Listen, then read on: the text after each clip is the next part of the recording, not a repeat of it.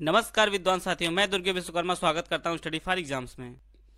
Video शुरू करने से पहले मैं आप लोगों को बताना चाहता हूं, हमारे कई पेड कोर्स चलते हैं। अगर आप हमारे पेड कोर्स को लेना चाहते हैं तो हमारे दिए गए नंबर पर कॉल कर जानकारी ले सकते हैं और हमारे फ्री टेलीग्राम ग्रुप को जरूर ज्वाइन कर लीजिए। जो इस लोक में संभव ना हो उसके लिए एक शब्द अलौकिक होता है। जो मारे जाने योग्य ना हो उसके लिए एक शब्द अवध्य होता है। दैव तथा प्रकृति प्रदत्त दंड के लिए एक शब्द आधिदैविक होता है। ऊपर कही गई बात के लिए एक शब्द उपर्युक्त होता है। जो अवश्य घटने वाला हो उसके लिए एक शब्द अवश्यंभावी होता है।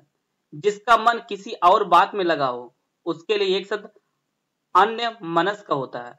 आइए कुछ और अनेक शब्दों के लिए एक शब्द देखते हैं। जिसकी उपमा ना दी जा सके उसके लिए एक शब्द अनुपमेय होता है। जिसे वाणी द्वारा कहा ना जा सके उसके लिए एक शब्द अनिर्वचनीय होता है। किसी अल्प वयस्क की देखरेख करने वाला या वाली के लिए एक शब्द अभिभावक होता है। जो आग से संबंधित हो उसके लिए एक शब्द आग्नेय होता है।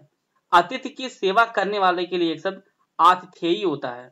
जो किसी वंश में निरंतर चलता आया हो उसके लिए एक शब्द अनुवंशिक होता है। आइए कुछ और अनेक शब्दों के लिए एक शब्द देखते हैं। जो अभियोग लगाए उसके लिए एक शब्द अभियोगी होता है।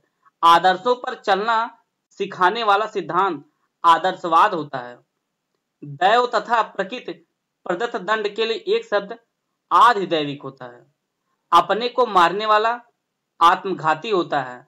आत्मा व परमात्मा से संबंध रखने वाले के लिए एक शब्द आध्यात्मिक होता है। जिसकी तुलना ना हो सके उसके लिए एक शब्द अतुलनीय होता है। आइए कुछ और अनेक शब्दों के लिए एक शब्द देखते हैं। जो कहा ना जा सके उसके लिए एक शब्द अकथनीय होता है। जो आक्रमण करे उसे आक्रांता कहा जाता है। प्राणियों के पेट का एक अंग आमाशय होता है। दूसरे देश से वस्तु का मंगाना आयात कहलाता है। देश के भीतर का अंतर्देशीय कहलाता है। उसी प्रकार से राज्य के अंदर के लिए क्या कहा जाता है आप लोग कमेंट बॉक्स में जरूर दीजिएगा। जिसे गाया ना जा सके उसे अगेय कहा जाता है। आइए कुछ और अनेक शब्दों के लिए एक शब्द देखते हैं। जो स्त्री सूर्य ना देखे अर्थात पर्दे में रहे उसके लिए एक शब्द असूर्यपस्या कहते हैं। अहंकार में स्वयं को महान मानना उसके लिए एक शब्द अहमन्यता होता है। उसके लिए एक शब्द आकाश को छूने वाले के लिए एक शब्द गगनचुंबी होता है। जिसे प्रमाण द्वारा सिद्ध ना किया जा सके उसके लिए एक शब्द अप्रमेय होता है। जिसे आकाश से आने वाली वाणी समझा जाए उसे आकाशवाणी कहा जाता है। जिस पर अभियोग लगा हो उसे अभियुक्त कहा जाता है। आइए कुछ और अनेक शब्दों के लिए शब्द देखते हैं। जो पहले घटित ना हुआ उसके लिए एक शब्द अभूतपूर्व होता है। जो कभी मरे नहीं उसके लिए एक शब्द अमर होता है। जो अंतिम वर्ण में जन्म ले उसके लिए एक शब्द अंतिज होता है। जो प्रकाश में ना आया हो या छिपा ना हो उसके लिए एक शब्द अप्रकाशित होता है। जिसकी पूर्व से कोई आशा ना हो उसके लिए एक शब्द अप्रत्याशित होता है। जिस पर आक्रमण हुआ हो उसके लिए एक शब्द आक्रांत होता है। आइए कुछ और अनेक शब्दों के लिए एक शब्द देखते हैं। पर्वत के ऊपर की समतल भूमि के लिए एक शब्द आदित्यका होता है। जिसका पति परदेश से लौटा हो उसके लिए एक शब्द आगत पतिका होता है। जो क्षमता से रहित हो उसे अक्षम कहा जाता है। कनिष्ठिका और मध्यमा के बीच की अंगुली को अनामिका कहा जाता है। जिसका टुकड़ा ना हो सके उसके लिए एक शब्द अखंड होता है। अंडे से जन्म लेने वाला अंडज कहलाता है। आइए कुछ और अनेक शब्दों के लिए शब्द देखते हैं।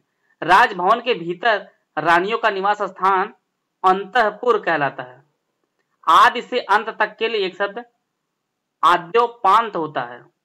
जिस घटना का कोई कारण ना हो उसके लिए एक शब्द अहेतुक होता है।